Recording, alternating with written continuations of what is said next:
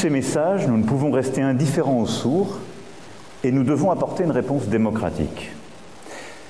C'est pourquoi la réponse, à mes yeux, ne pouvait pas procéder par des changements de gouvernement ou des coalitions, d'ailleurs, qui n'étaient pas possibles au Parlement. Et les derniers jours l'ont très clairement montré. Mais elle imposait une dissolution qui permet seule la clarification des choses. Some mayors of the far left who appeal their population to riot in case of a victory of the Rassemblement National. And today, the French Secret Service issued a notice saying that they are very, very concerned about a risk of civil war.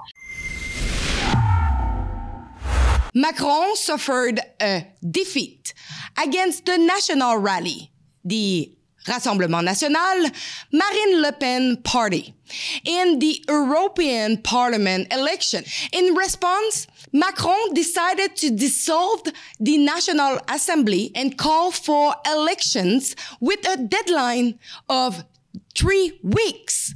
According to electoral law, a full week's notice is required for elections. But in this case, the Constitution prevails and Article 12 allows for shorter deadlines with a minimum of 20 days. While Macron urged his supporters and rivals to unite against what he calls the far right, referring to Marine Le Pen's National Rally. Recent images have surfaced showing radical leftist uprising, committing acts of vandalism and causing chaos in the streets to show their dissatisfaction with the rise of Marine Le Pen's party. To clarify the situation, I'm joined today by journalist Rémi Tell from TV L'Officiel, in an independent media outlet, to shed light on the underground information. The French political system is blowing up right now for a few hours. This may be the worst political crisis we have experienced for more than 70 years. On the left side, on the right side, but also on the presidential side with Emmanuel Macron that has been humiliated with these European elections, as less than 15% of French people have voted for his party. So there are lots of tensions among the parties themselves. We had the hope of a coalition, a big coalition, gathering the right and the far right, let's say. But this hope has been deceived, as the Rassemblement National doesn't want to make that coalition. On the left side, there was also a project of coalition, but this coalition may broke around the Israeli-Palestinian question, because you have lots of division on that subject. So against all odds, this dissolution of the French National Assembly could lead to the re-election of Emmanuel Macron's party. And that was his bet at the very beginning. He theorized that this is chaos in France right now, and he plays on that chaos. Most of Western European countries are facing massive immigration. And I want you to explain how this massive immigration that you are experiencing since multiple years, and now it's increasing, how this will play in your next election. So what you have to know, Alexandra, is that we have 500,000 of immigrants that come to France every year for almost 40 years.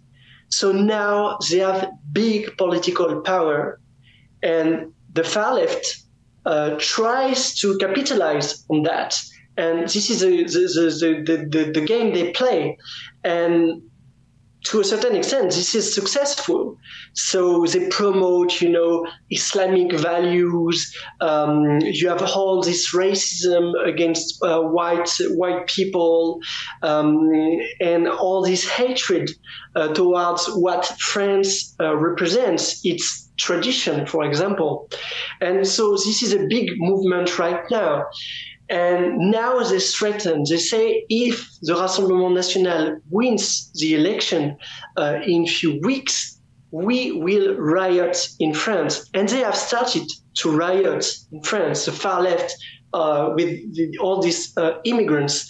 And you have seen boutiques, you have seen shops that have been attacked because the owner of these shops are supposed to vote for Marine Le Pen.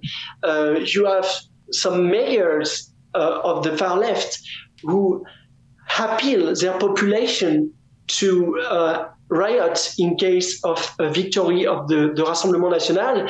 And today, the French Secret Service issued a notice saying that they are very, very concerned about risk of civil war if the Rassemblement National wins the election. And this is also this threat that Emmanuel Macron is playing on, because he wants to spread the fear among the French population, so the French population votes for his party against the Rassemblement National. France is not France anymore. And French people are strangers in their own country. In many, many regions, many, many cities, women are afraid to go out at night or to wear just a dress, for example, because Islamic values now prevail. And with the complicity of the far left and of the left in many, many cities. And so you have a country that is not what it used to be. You remember maybe this Le Fabuleux Destin d'Amélie Poulain, that is this iconic movie about France. People who visit France today are far from Le Fabuleux Destin d'Amélie Poulain. All public service are completely, overthrown also by immigration, so they cannot function well. Today, you have this feeling of insecurity. You have also all this drug problems that is fueled, of course, by immigration. So this is a kind of a nightmare. Today, France is a kind of a nightmare. This is not the only Western country in this situation, but we've gone very, very far in that direction. And for over 20, 30 years now, French parliaments do not really decide for France. It's just like a translator of the European law. And in many, many matters now, European Commission decide against peoples of Europe regarding immigration, regarding defense, maybe soon, regarding health, and we see that during the COVID. So this is Europe is now a post-democratic zone, and there is this powerlessness among citizens.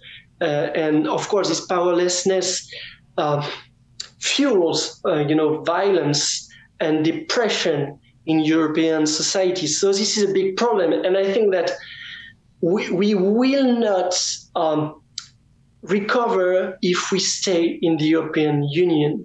Because if we stay in the European Union, we cannot do anything. That does not mean that a Frexit like the Brexit will solve everything. And the Brexit also gave the ability to British people to do what they want, even in the worst cases. I was in London a few months ago.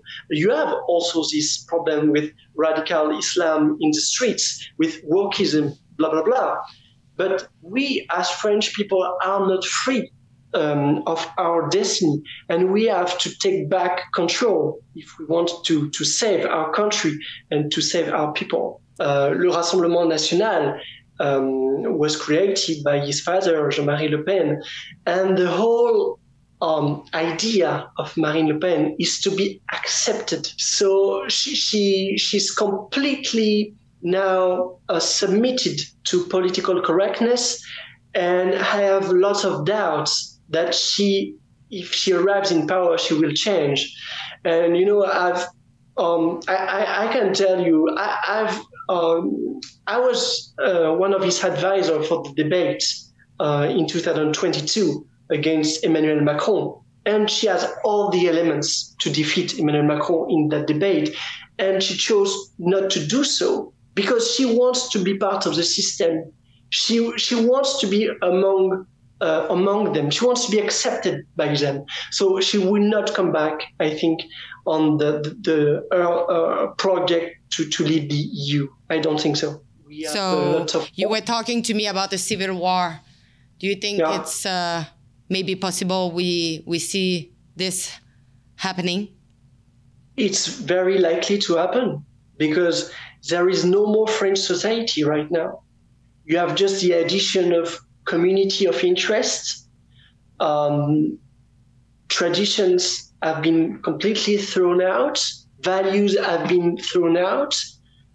People cannot decide for themselves in this European context. So this will be very harsh.